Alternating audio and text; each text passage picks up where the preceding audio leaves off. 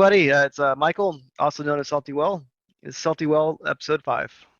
Today I have a guest, Bronson, who also has a channel called Bronson on YouTube, where he talks mostly about flesh and blood.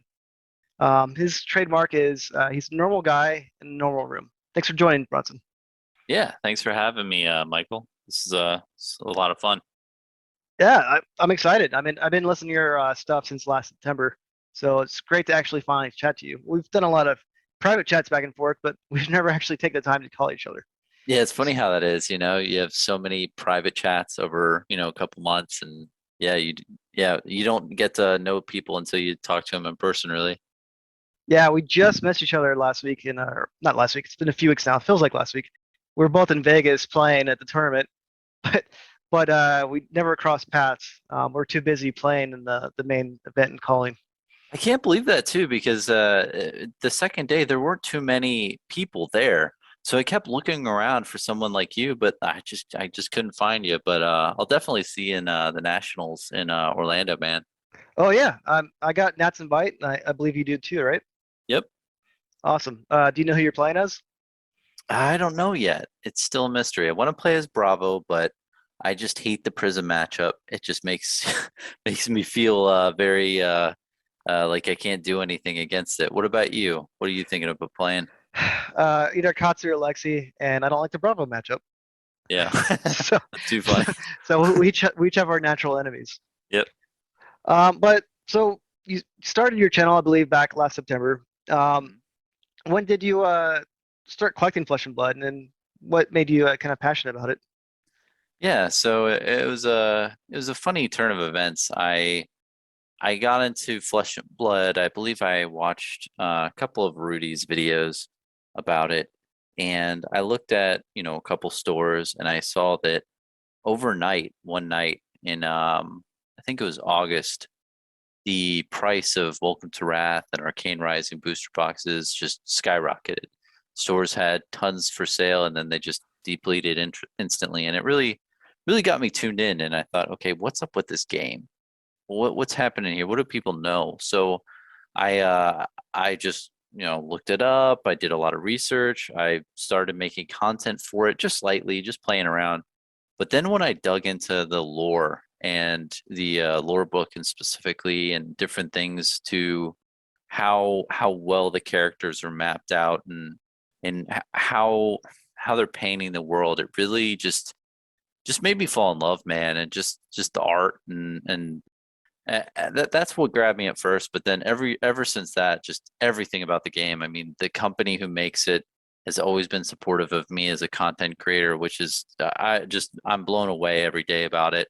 And then not only that, but like you said, you and I competed recently in the calling. Like I've started to become a competitive player because heck, I want those collectible cards. If you get in top 8 of Road to Nats, you get a cool foil hero. But yeah, I mean that's where it all started, just getting into the game and looking at it. And then once I fell in love with it, once I had that moment of, okay, I love this game, I just started buying as many like random collections I could and just buying a bunch of bulk first edition Welcome to Wrath and just as much as I could, man. It was a fun trip.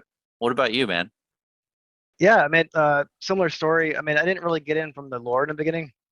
It was more of my friend was Patreon and Rudy as well, and he's like, "Hey, I got this Flesh and Blood stuff, whatever." I was like, "All right, that sounds cool. Get me a box." But I was like, "I'm kind of unsure about it because if I like it, I might really, get addicted to it." So he's like, "Nah, it's no big deal." I'm like, "All right, it sounds kind of, I might spend a First lot of taste money." is free. Yeah, so I had the first taste, and I was like, "Oh man, all right, this is pretty cool. I like the open ended packs." And then I got Brayford's Bracers. I'm like, "Hey, this is cool, right?" Oh, He's like, nice. "Yeah, right." And I was like, "I fucking love that artwork on it." It's so And good. and then the cold foiling on it. I'm like, "All right, oh man, I need more of these. You know, I don't have enough." I gotta get another hit. Exactly. So I had to Yeah. keep at it right there. And so I'm like, "All right, well, I got one box." I'm like, where can I find more? Where can I get my next hit? So I was buying on like eBay and all these other places. And then yeah, I eventually found Reaper game stores and I bought a lot of boxes from there. And then what really got me hooked on it was my I think my second or third box, also from Rudy. My friend also got it for me. He had two boxes on the table. We're at like a Mox gaming store, and of course, I picked the box that I wanted, and whatever I had on there, I opened it, and I pulled the eye. So, Oh, so my friend was a little not too happy about that at first, but he got one for two from the same Rudy kit, so got two eyes in the same kit. So oh wow. yeah, and that's led to me wanting to get a rainbow foil collection, all that fun stuff too. So I started buying bulk as well too, to start off with, and then wanted to collect my set. That's awesome, man. And it was like this feeling, right? It's like this switch in a way where it's like, oh, I just want to collect as much as I can of this, right? Definitely, and also like you mentioned buying collections. When I was buying collections to begin with too, I was buying bulk rainbow foil, commons and rares, and I'd always ask people to throw in the cold foils as well, the commons. I think they were like $5 back then. Yep. But I was trying to get a play set, so I thought it was more expensive to buy the singles. So I was like, all right, I'll just buy all these different collections. If I buy enough collections, I'll eventually get a play set. Then I end up with just really big bulk bins of rainbow foil and commons. But they're beautiful cards, and I'm really glad I have them. Yeah, they are beautiful. And it's funny too, there's this good period of time you went through it where remember right before Unlimited was about to hit and there's so many people just being scared and paper hands and saying, you know what, I'm out once Unlimited comes out, the first edition cards are gonna like plummet in value. They speculated that, so everyone was dumping their collection while it had like doubled. And yeah, it was a good time to get a bunch of cards. Yeah, and I gladly bought anything people would sell me at the time too. Yeah, I kept getting people messaging me like, "Hey, I'm out. I'm out. This is a bubble. I'm not gonna stay in here." I'm like, I was like, "All right, man. I'll gladly take the risk away from you." Yeah, right. That Yeah, was good times. that was. It still is good times, but like, Oh yeah. I mean, Tails just came out. Opened a lot for that. But before Tails, I want to talk to you a little bit more about unlimited versus first edition collecting. You Mhm. seem like you do both from our conversation. Oh yeah, yeah. My first edition collection, I didn't really have too much opportunity to get boxes or any like really good cards because at that time like the box prices were like 300, $400 a box. So I just started collecting bulk. I just purchased so many like common bulk cards for like 5 cents, 6 cents a piece. I amassed a collection of over 30,000 Welcome to Wrath, bulk commons. I still have to count through and see if I have more, but yeah, no, I like bulk. And then other than that, I've been stocking up recently on Welcome to Wrath and Arcane Rising unlimited boxes because just when they're out of print, it's just gonna be tough to let go and not have those boxes. As it's you gotta get your hit, and it's gonna be I'm saving up so I can hopefully in 10 years be able to open up a Welcome to Wrath booster box. Uh, but uh, but yeah, and then so your what is it? Collection differs, right? You're mainly focused on like the high end cold foil stuff. Yeah, I mean that's like crack for me, I guess you'd say. Yeah. Once I got my first cold foil, I couldn't stop. So yeah, I have amassed quite a bit collection of cold foil commons, legendaries from the first two sets, and then I bought a lot of the rares and majestics from the Crucible, and I just kept doing it with Monarch. And to be honest, is with Tails, I ended up opening a lot of cases because I kept trying to get the Fable cold foil. So I had 5 cases open. I had not five. I had 15 cases, 5 fables, and then I was like, oh, I need to get my sixth fable because I needed that the collection that side of things. And it's a little addiction to you a little bit sometimes. Yeah. But I ended up opening 42 cases just to get my fix right there. But now I 42 got a good case. amount of legendaries, and you know what? The cold foils are just as special now as they were in alpha. Like Oh yeah. they still feel fantastic to me, and I absolutely love it. But you were talking about unlimited collecting too, but do you collect the singles in unlimited, or do you just do like the boxes themselves? The singles a little bit. I purchased a good amount of like rainbow foil commons and stuff like that, and um I and the one thing I've been trying to collect recently too is like the Fable unlimited cards because I was thinking like even if the print run is like 16,666 boxes for Welcome to Wrath. Even if they like 10x that print run, and how many like regular Fable cards are there cold foil for Welcome to Wrath? Isn't it like 300 or something? 300-ish is the estimate, but there's no known like documentation. But Yeah, exactly. speculation going out there is like 333 is a guess out there. Yeah, because my thought process was if they 10x that print run, then there's only going to be like 3,000 hearts of unlimited. And I'm like, oh, that's not, but and again, this is all speculation. Yeah, there's no given data. So I've been really focusing those, but I have amassed a good amount of like rainbow foil common cards. I'm just a sucker for those things. They honestly, I just love how the rainbow foiling process is done. It just looks so good. I think it's more of a riskier play. At like investment wise, I'm not really into that, just collecting. But I think the cold foils like you got, I think that's a real spot because over time, I mean, there's so much less of those in unlimited, right? Yeah, there is, but they have different purposes too. Like for example, I got in kind of early, so I Mm, was able to buy quite a bit for a much lower price than they are now. And prices fluctuate. Like they were much higher back in May, but I'm in it for the completely long term. So I yeah. enjoy my collection. I don't care the value at any given day. I watch it, keep up with things, but at the same time is ultimately I'm in it for long term. I enjoy my collection, and yeah, these things go up more in value over time. And we have a temporary dip recently, but just last week, I think me and you both talked about it. Is Crucible War Unlimited went out of print. Oh So yeah. was that went out of print? Those boxes probably doubled in price, roughly. I think so. Yeah, they used to sell for like 70 and now they're at like 140 or 125. Yeah, and then so those went up in price. The Shard went up in price. The Shiana went in price. So you're still buying Welcome to Wrath and Arcane Rising right now. But that's going to eventually be out of print too. And the rumors soon. I don't know how true rumors are or not, but word on the street that those are out of print soon. So you're kind of getting those right now. Yeah, because I mean, and I think I have about, let's see, maybe 8 or 10 cases worth of what is it? Like of, both respectively. No, like both combined. And it's just, yeah, once they're out of print, they're out of print. And like we've seen, like you said with Crew, it just literally doubled overnight, you know?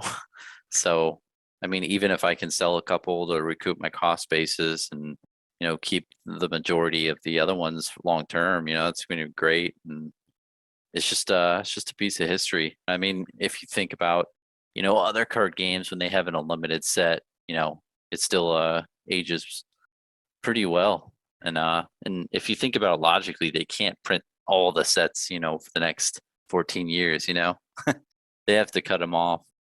And I agree with that too. And then like I've been thinking about it a lot too is people take the cards for granted sometimes. Mhm. Like people keep thinking Welcome to Wrath, Arcane Rising are printed forever for infinite. And then it's been kind of like a awakening the past week or so when Crucible Unlimited went on print. It's like, oh, these cards are not. There's not million bazillion different each card. There's Yeah, only so many printed, it's true. and when you realize that, that adds value to the card itself too. Because you're like, oh, I just have a Brave Force Bracers, Rainbow Foils, not worth anything. I don't really care. Well, it was $80. It's still worth quite a bit. That's how much Cold Foil Brave Force Bracers was when I first got them. But once people realize I can't get it anymore, then you get all the panic on the street and people trying to get it. So I think it's good that you're picking up your boxes now. Same thing too is like I made a mistake with Crucible War. I didn't get my shard till last week, so I had to pay a little bit extra for it. Mm. So it's always good getting your collections, get in your fables, get in whatever you want, and speculate all you want. And I think it's a good play. I mean, I was saying earlier too, is I prefer cold foil.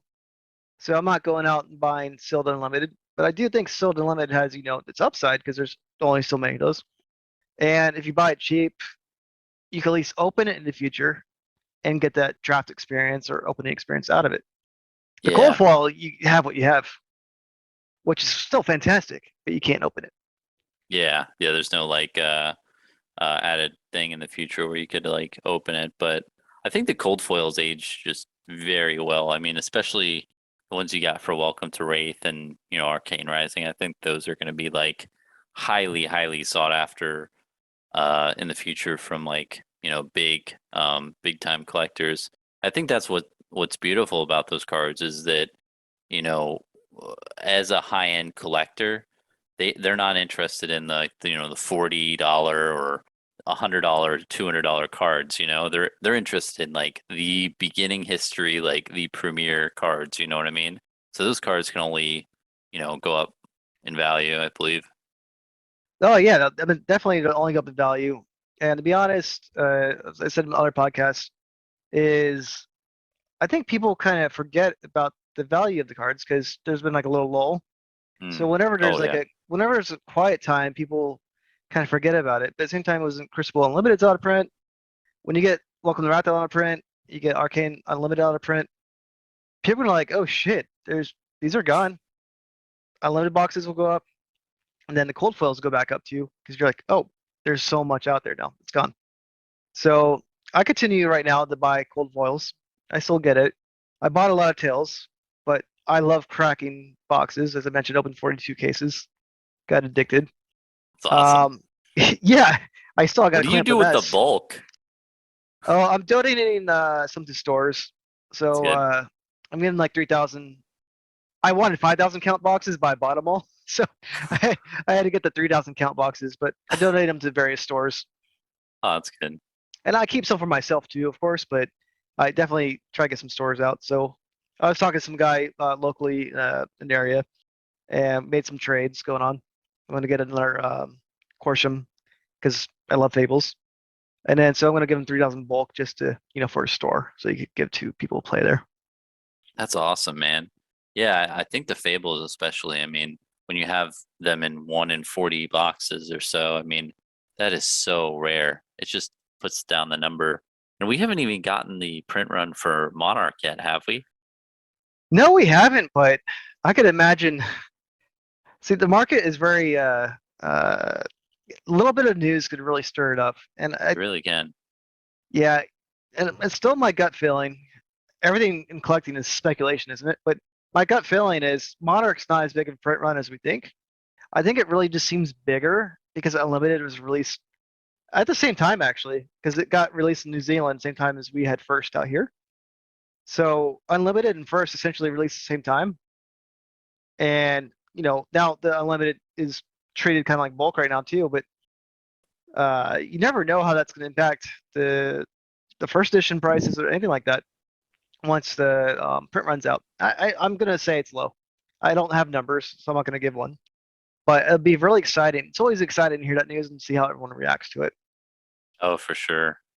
And it always seems, I think in the future what we're going to see more too of just more money going back into the older sets as everything ages because as more and more product comes out, it's like, oh well, you know, the old stuff is the alpha and the beta. I consider Arcane Rising as beta. I don't know about you, but it's just like the first two sets were like the premiere.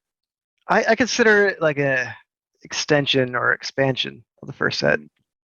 Mm. Because for me, just the way I got into Welcome to Wrath right about the same time as Arcana was released. So in my mindset, they were like one and the same when I first got into it. I wasn't even thinking about like, oh, this is alpha the first set. I was just like, hey, these cards are cool. So I got a lot of Arcane and Welcome to Wrath for the same reason. And I like Kano. So the whole Kano thing drew Yeah, attention to Kana's me. awesome. Oh yeah. I mean, I didn't love Kano until too late, so I didn't get enough of his boots. There's always time for more, but uh, the Ninja Mask also liked quite a bit. Mask of Momentum. So Oh yeah, that just card is certain so good. cards, yeah, certain cards just draw attention.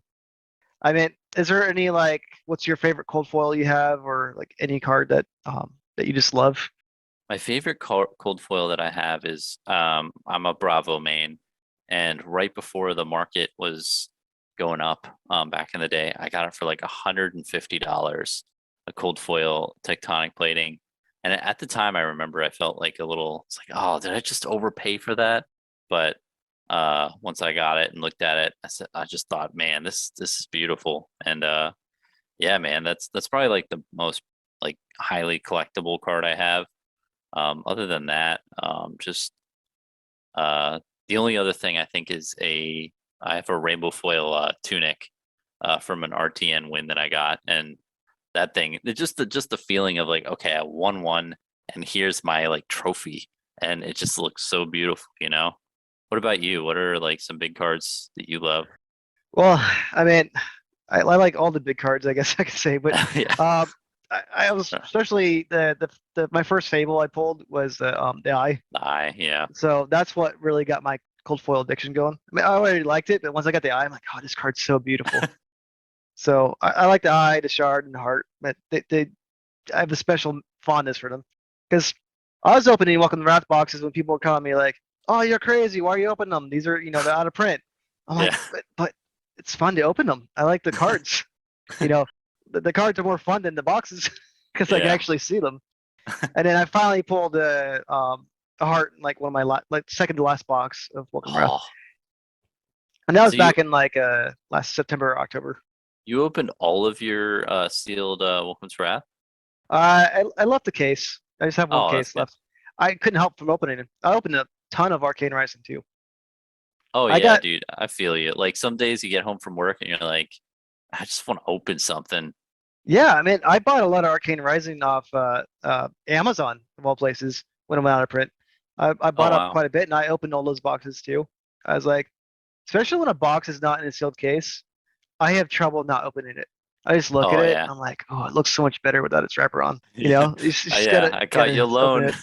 You're not with your friends. It's gonna be a fun night.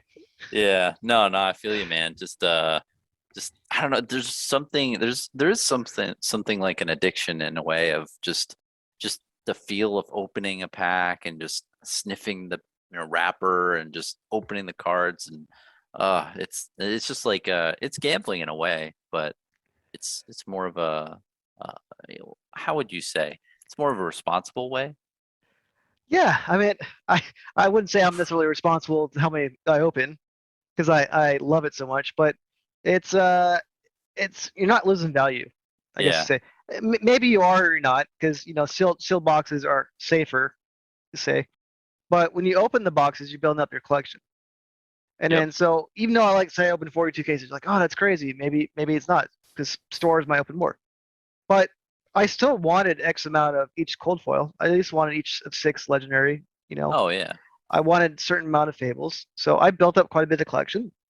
Then the responsible thing is like, oh, I got hordes and hordes of commons and rares. All right, well, I'll donate some extras to some stores nearby and help them out. But what about you? How's your Tails experience? You got a few cases of first edition? Tails is good.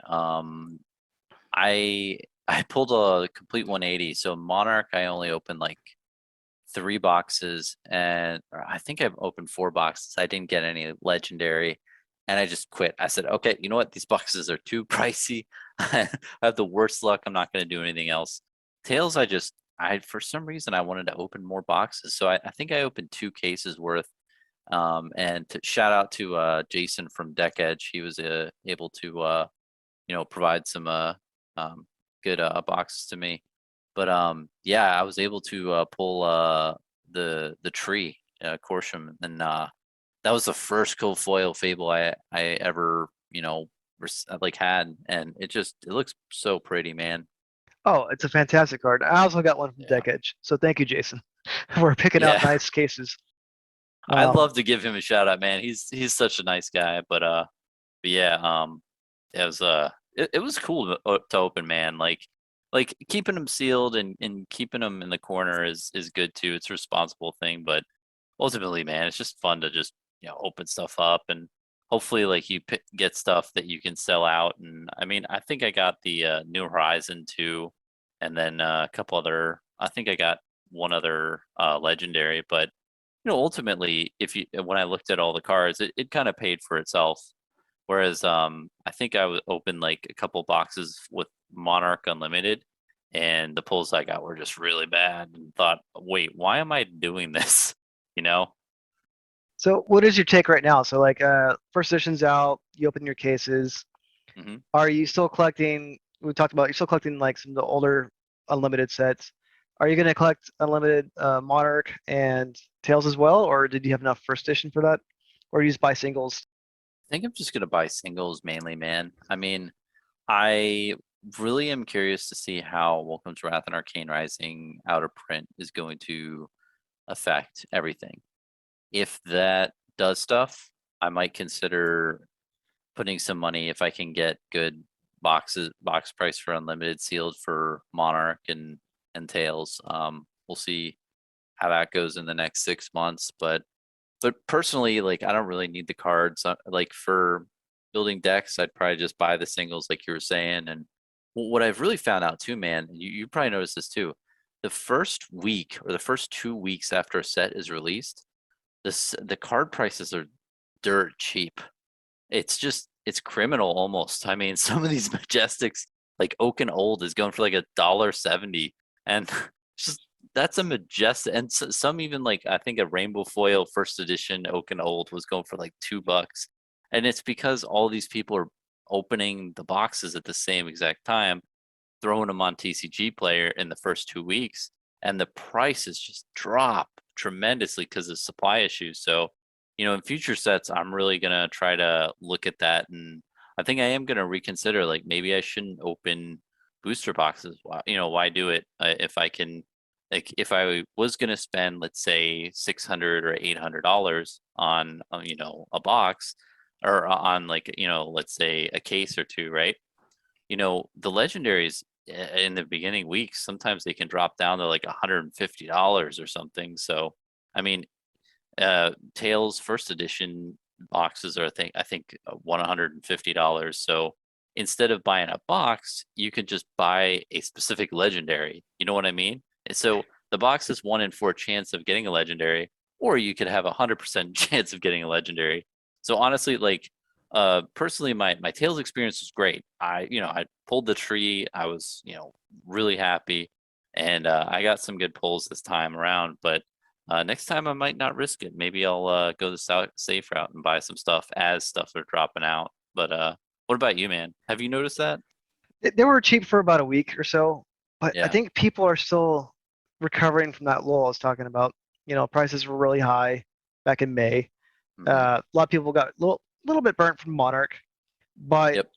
now it kind of took a different approach here. Is Tails went with lower expectations, started a little bit low, but the prices have gone up the last 2 3 weeks. I mean, even the Fable card was up $700 at one point. Now Oh it's like wow. hovering around 600, 650. It's more trending up. Same thing with the what's it called? The altar art was like $160 because Wow. people didn't know how to price it. I only had two of those in 42 cases. Wow. That thing is freaking rare. 42 cases. You only had two. Yeah, so I open a lot. The main reason why I open so much too is I like to get the complete collections. So Uh-huh. I want all the Rainbow Foil commons, rares, majestics, all that. But I also like to open my own legendaries because I can see the quality right there. I know what I'm getting. Yeah. When you buy online, you don't know how someone opened the pack. You don't know how they store the cards. Did they did surface damage? When I open it, I take good care of the legendaries. I sleeve them right away. I try to make sure they're protected. Mm. So there's a lot of small things that go happen because grading is very particular with the corners and all that other stuff.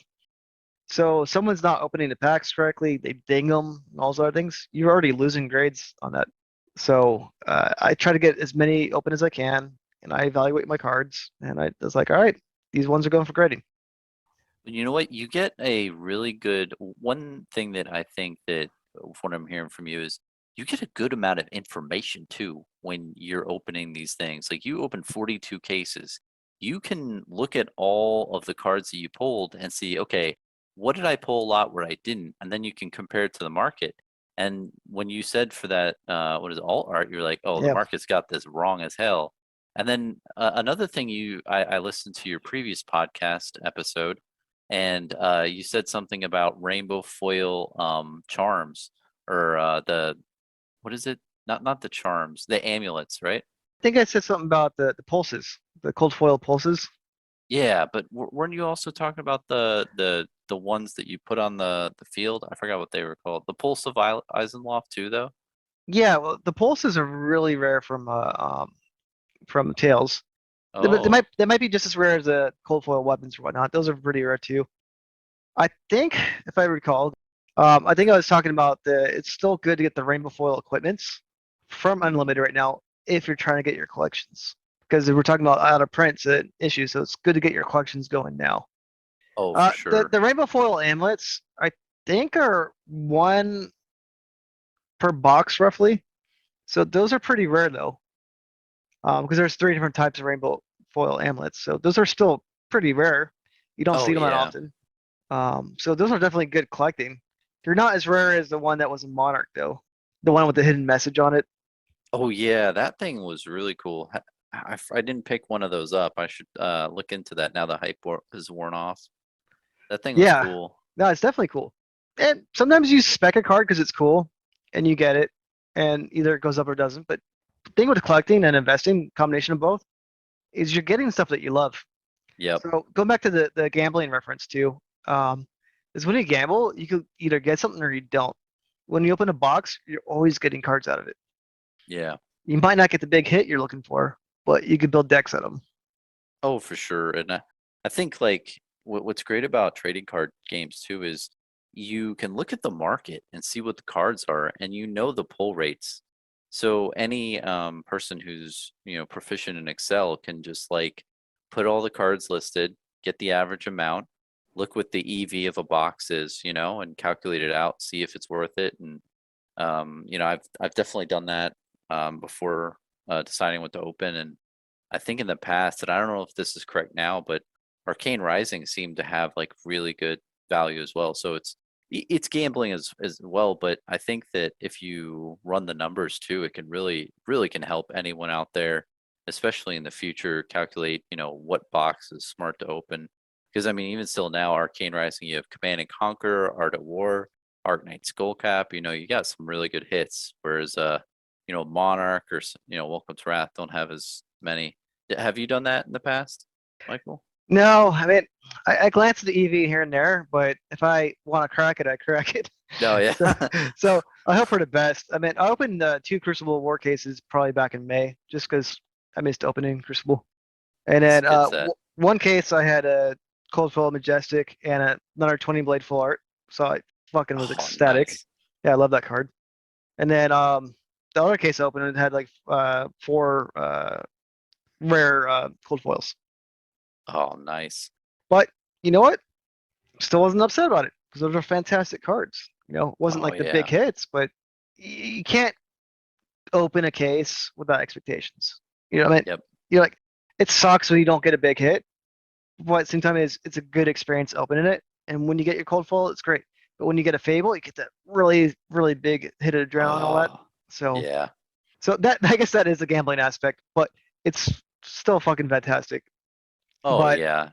it's just fun to open, and you can play with them and all that stuff. That's the So great thing. Like you said, even if you don't get the good hits, you at least what is it, can play with the cards afterwards and have a good time there. That's why I don't know. I've never played sealed in any other TCG other than Flesh and Blood, and it is a fun format, man. Did you play a good amount of sealed? I played an online game called Hex TCG a while back.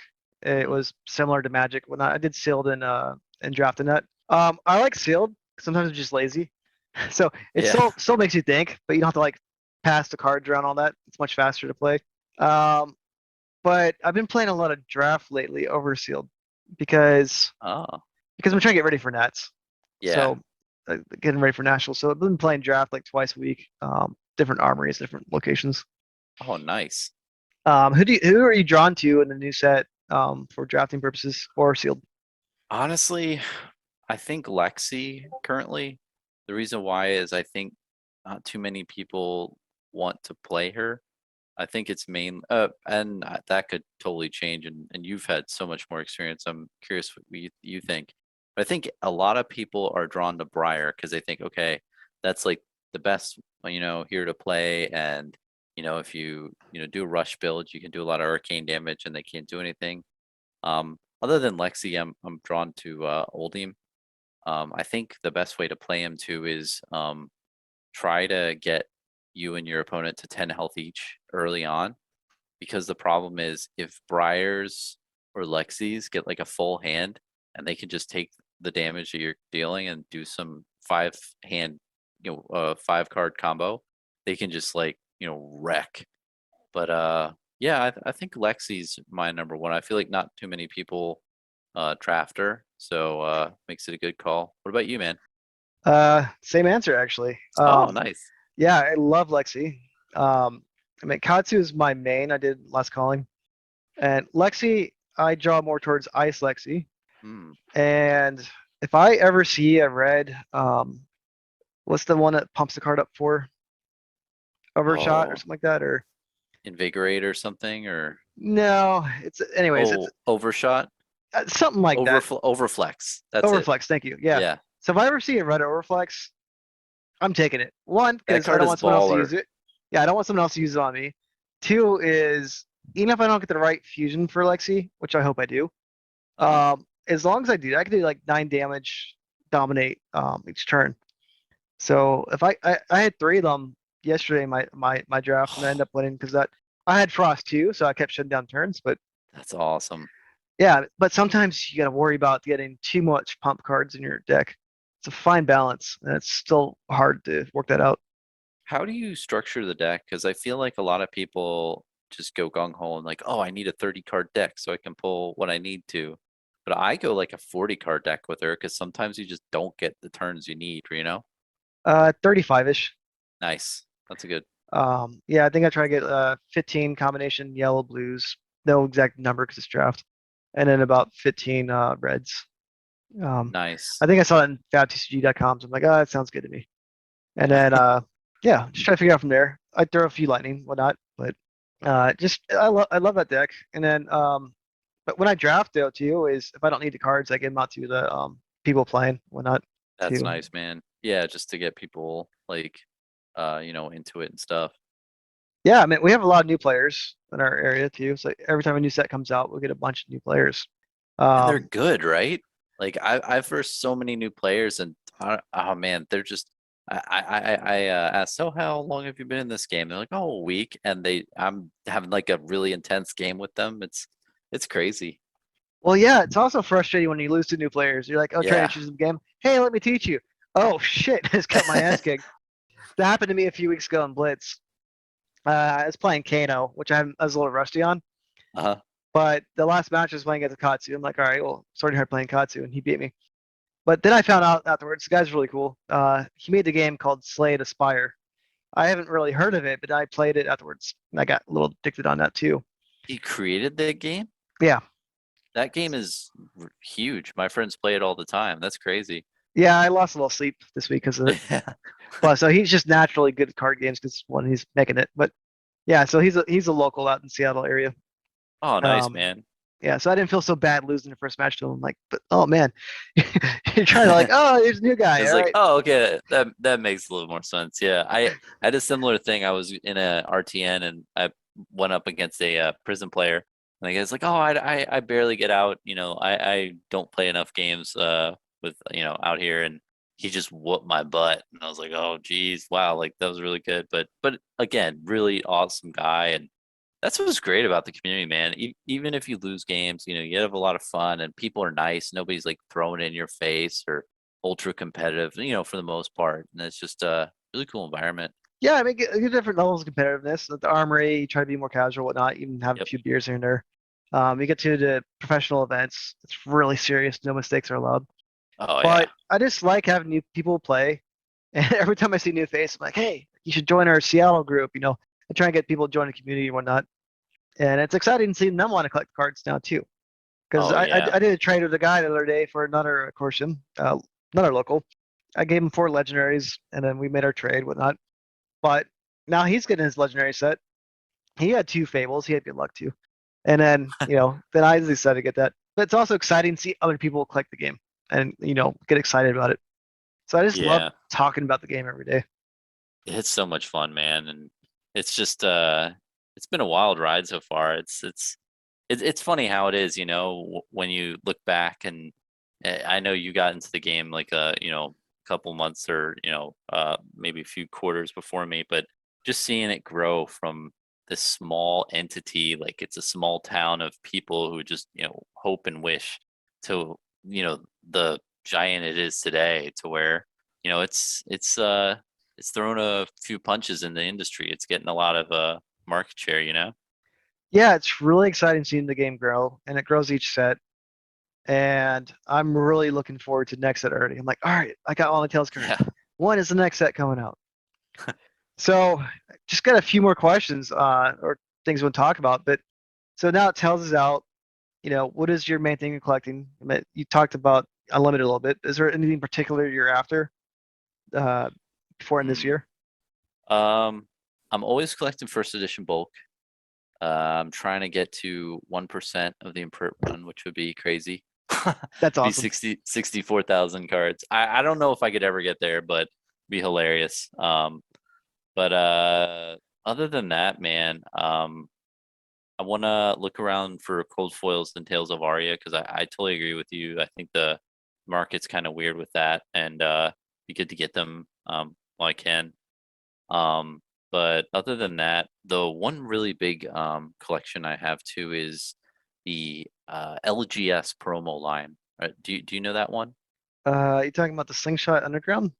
No, it's this promo series that just has like promo cards for, and on the bottom it says LGS, and they have like usually the Blessings of Deliverance was one of the first ones, and Oh, um the original ones. Okay. yeah, but they have this huge string of them. I think they're up to like 80 now.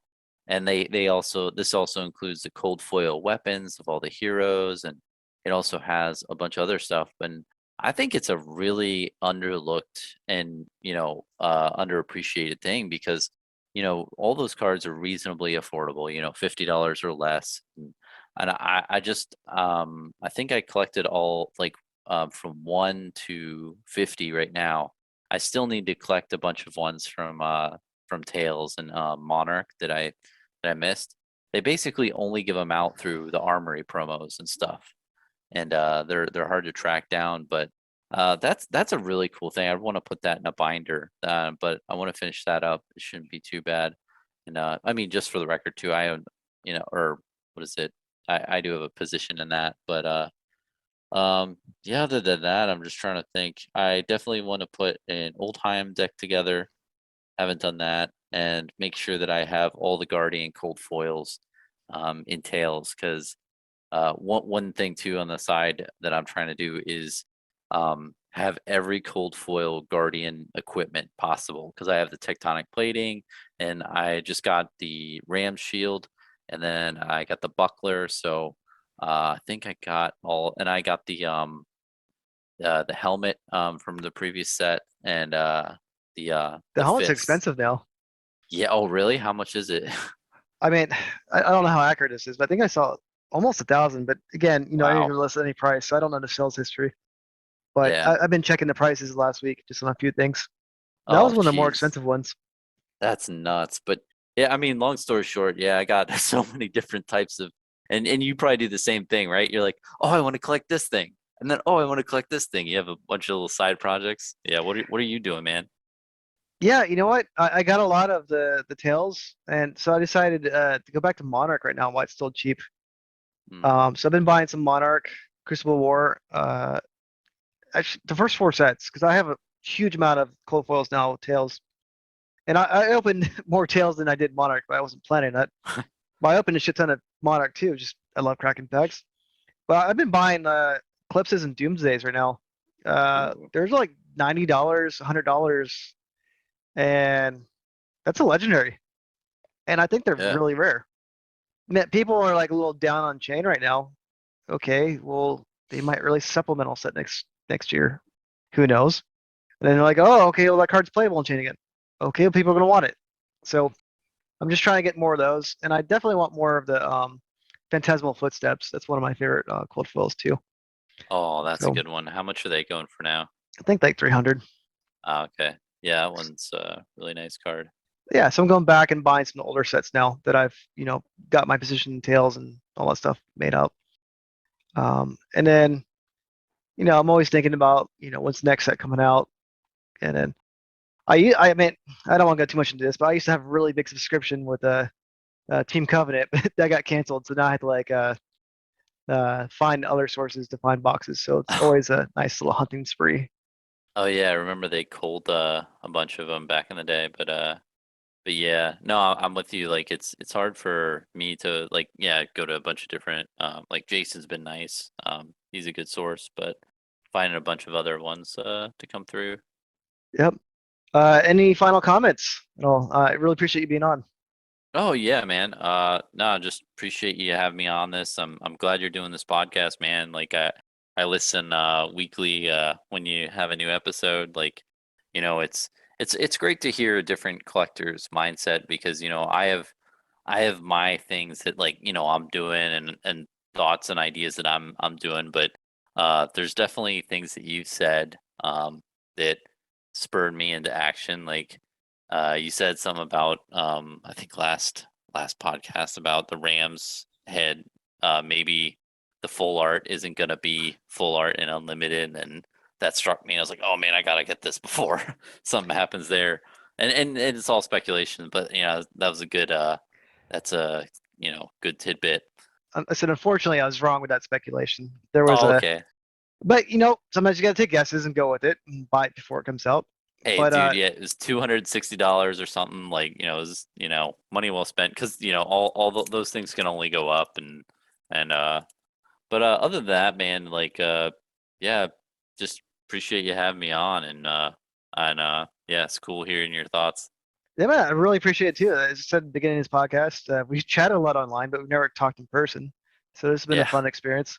I mean, I felt like I've always talked to you because I always listen to your podcast. I'm like, all right, well, just another conversation with Yeah. a normal guy in a normal room. But but it was also really cool. You got called out by Rudy the other day on his Patreon. Oh, dude, he was too nice of saying that. Like I was just shocked that he mentioned me on the Patreon. That was really nice of him to do.